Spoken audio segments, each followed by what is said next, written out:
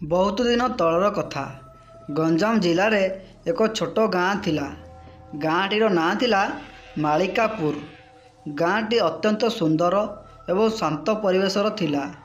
एही गाँ चारिपाखरे जंगल एवं पहाड़ घेरी रही। गाँ मध्यरे गोटे पुराना महल थिला।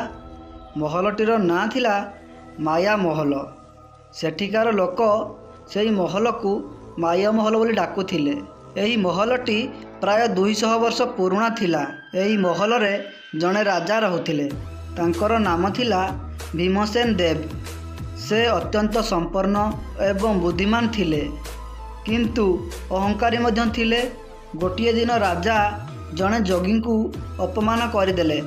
जोगी क्रोधित होई कहिले, तुमर महल मायार आवृत हेबो। तुम वंशरे केही एटी शांति रे रही पारिबे नाही। सेही दिन ठारू आरंभ हैला माया महलर अभिशाप। राति हेले महल रे आलोक आसुथिला।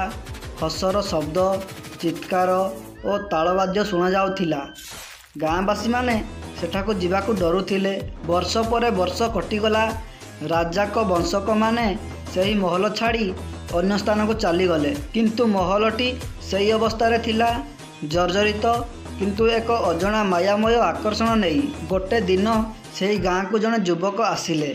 तांकर नाम थिला सुमन। से गोटे इतिहास अनुसंधानकारी।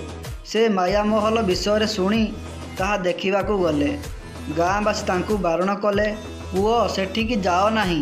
जेउ माने से महल को जाती से माने आ फेरंती नाही।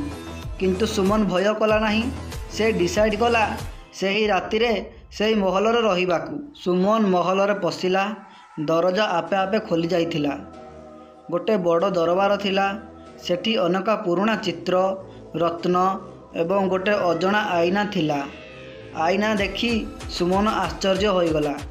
से निज प्रतिबिंब नुहे, गोटे सुंदरी राजकुमारी को मुँह देखिला सेही आईना रे। राजकुमारी हसी कहिले, मु राजकुमारी चंद्रमाला एही महल रे अटकी अछि, मते मुक्त कर।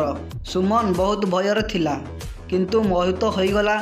से पचारिला, केमिति मुक्त करि पारिबी?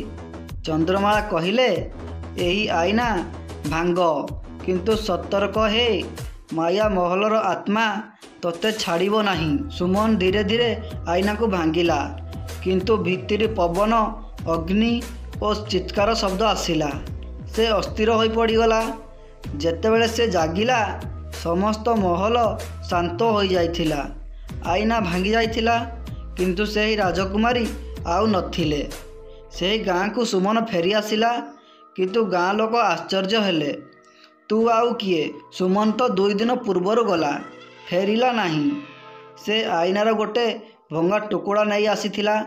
देखिला सेठी तार मुँह नहीं, चंद्रमालार मुँह देखुथिला। से आबाक होइगला। बुझीगला से निजे एबे माया महलर अंश होइगला।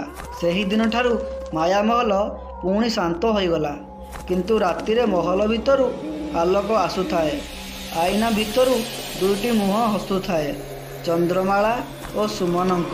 माया महल आज मध्य गाँर रहस्य होई रहिछि।